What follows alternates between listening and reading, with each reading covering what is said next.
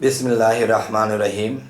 হে জগতবাসী, আজকে আপনাদের সামনে ছোট একটা আলোচনা নিয়ে হাজির হলাম। সে আলোচনাটি হলো, দেখুন যে আমাকে কিছু ব্যক্তিবর্গ আমাকে জিজ্ঞাসা করলেন যে গুরু দক্ষিণা বলতে বিষয়টা কি, গুরু দক্ষিণা জিনিসটা কি। তো এখন এই গুরু দক্ষিণাটা যদি ছোট্ট করে বলতে যাই, তাহলে ছোট করে বললেও কথাটা বোঝা যাবে যদি আমরা একটু তীক্ষ্ণ জ্ঞান প্রয়োগ করি। সেটি হলো, দেখুন, আমরা এই পৃথিবীতে জেনেছি মুর্শিদ ধরতে হবে, গুরু ধরতে হবে। দেখেন, মুর্শিদ শব্দের অর্থ, গুরু শব্দের অর্থ একটু পার্থক্য আছে, সেটা আমি অন্য পর্বে বলেছিলাম। যাই হোক, আজকের এই সাবজেক্টে যাব যে রুহ অর্থ অন্ধকার, রুহ অর্থ আলো। একটা গুরুর মধ্যে দুইটা গুণ আছে। তিনি অন্ধকারে হাত দিয়ে তখন রুহের শক্তি দিয়ে ভক্তকে সে অন্ধকার থেকে আলোকিত জগতে নিয়ে আসে। এই জন্য তিনি গুরু। মুর্শিদ, মোর যোগ সিদ্ধ, তিনি হবে মুর্শিদ। মোর যোগ সিদ্ধ তার মানে একজন নিজেকে যখন সিদ্ধ বানাবে, তখন একজন ভক্ত দূর থেকে অনেক কিছু মনে করবে। আমি আজকে গিয়ে গুরুকে এই কথাগুলো বলবো, কাছে গিয়ে কিছুই মনে নেই। তার মানে কি, যে তিনি কাছে এসে ভুলে গেছে। এর কারণ এটাই যে তার গুরু তিনি মুর্শিদে পরিণত হয়েছে, তার রূপটা খোদা নিয়েছে। এইটার দিকে তাকাইলে, মানে রূপটার দিকে তাকালে তখন কি যে মনে করেছিল সেটা ভুলেও যায়, আবার কখনো মনে হয়। যাই হোক, এই সমস্ত জগতবাসী, আজকের কথা হলো কি, গুরু দক্ষিণা বিষয়টা কি আমি শর্ট করে বলে শেষ করব। সেটি হলো, দেখুন, গুরু দক্ষিণা হলো যে প্রথমত আমি আমার নিজেকে গুরুর কাছে অর্পণ করে দিয়েছি। কিরকম?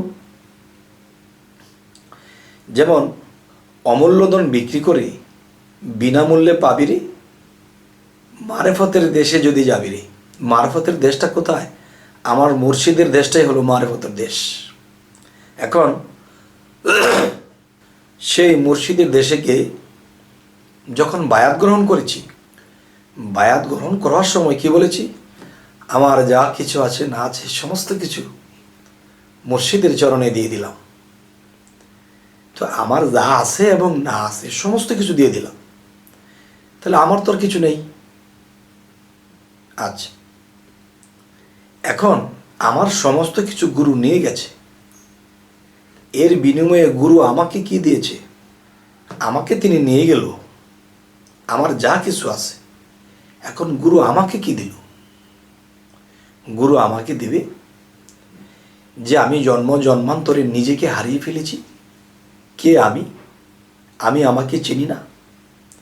আর আমি আমাকে চেনার জন্যে, আমি আমাকে জানার জন্যে, আমার মধ্যে কালিমাটা ফিট করেছে কোথায় সেটা দেখার জন্যে, এবং সেই কালিমাটা পড়ে আমি ঈমান আনবো, এবং আমার মধ্যে ফেরেশতা সকল আছে কোথায়, এবং আমার মধ্যে বিসমিল্লাহটা কোথায়, এবং আমার মধ্যে আমার পরিচয়টা কোথায়। জন্মান্তরে যে আমি নিজেকে হারিয়ে ফেলেছি, আমি কি আমাকে খুঁজে পাওয়ার জন্য আমি মুর্শিদের কাছে গেছি। এখন যদি আমার মুর্শিদ যে আমাকে ক্রয় করে নিয়ে গেল, আমার সব কিছু দিয়ে দিলাম, কিন্তু আমাকে তিনি এই জিনিস তো দিলেন না যে আমি কি, আমার পরিচয় কি, তখন কি হবে? যে আমি ঠিকই দিয়েছি, আমারটা আমি পাইনি।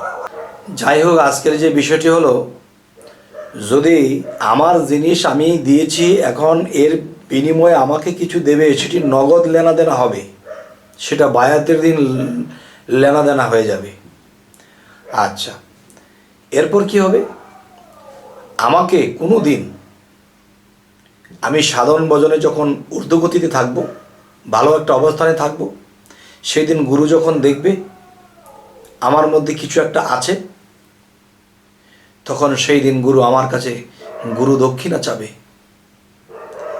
বাবা, আমার কাছে যে আপনি গুরু দক্ষিণা চাচ্ছেন, আমি তো আপনার কাছে ঋণী। অবশ্যই আপনি আমার কাছে গুরু দক্ষিণা চান, আমার সাধ্যমতো আমি দেব। এই কথাটা গুরুকে তখনই বলা চলবে যখন গুরু আমাকে আমার সমস্ত কিছু পরিচয়পত্রগুলো দিয়েছে, আমি শয়তানের কাছে আর আটকা পড়ব না, তখন সেই গুরু আমার কাছ থেকে গুরু দক্ষিণা পাবে। আচ্ছা, তো এখন যে বিষয়টি হলো যে গুরু দক্ষিণা কিভাবে চাবে? তিনি তো আমাকে সেই পরিচয়পত্র কিছুই দিলেন না, তাহলে তিনি কিভাবে আমার কাছে এই গুরু দক্ষিণা চাবে? আচ্ছা, এরপর আমি যখন সব কিছু বুঝে পেয়েছিলাম এবং সাধনা বদনা দিয়েছিল, সেই সাধনা করতে করতে যখন একটি জায়গাতে আমি পৌঁছে গেছিলাম, তখন সেখানে পৌঁছানোর পর যখন গুরু দেখেছে আমার ভক্ত একটা ভালো স্থানে পৌঁছেছে, তার কাছ থেকে গুরু দক্ষিণা নিয়ে নেব। সেদিন আমি মনের খুশিতে যেদিন গুরু দক্ষিণা দিয়ে দেব, আর সেই গুরু দক্ষিণা দেওয়ার পরে আমি যেই স্থানে ছিলাম এর চেয়ে আরও ঊর্ধ্বে চলে যাব ইনশাআল্লাহ। আমি যে স্থানটিতে ছিলাম এর চেয়ে আরো বেশি বড় স্থানে চলে যাব গুরু দক্ষিণা দেওয়ার পরে। কারণ কি?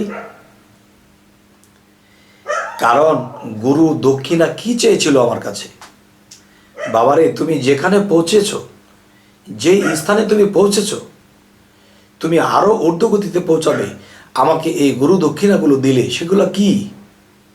তখন গুরু বলতে লাগলেন, বাবা, তুমি তো এই পর্যন্ত মিথ্যে বলনি, আর মিথ্যে বলবে না কোনোদিন।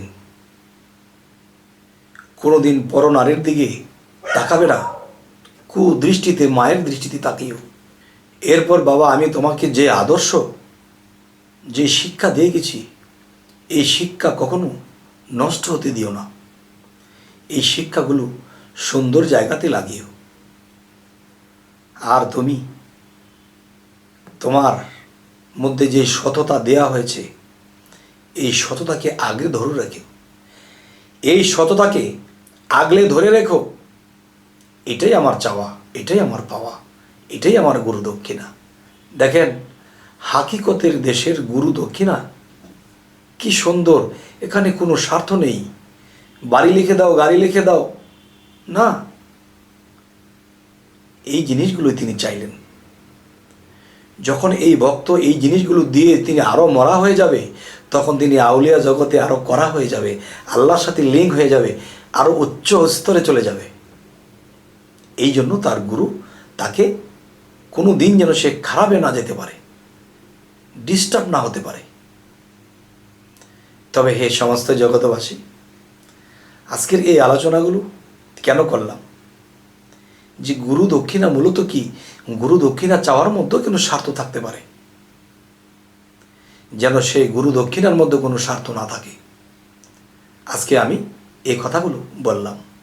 তবে গুরু দক্ষিণা বিষয়ে আরও গভীর কিছু আলোচনা সামনে করব। তবে এই আলোচনাটি আপনাদের কেমন লাগলো অবশ্যই জানাবেন, এবং পরবর্তীতে যেন আপনাদের কাছে ভালো আলোচনা এনে দিতে পারি, সাবস্ক্রাইব করে রাখুন এবং শেয়ার করে দিন।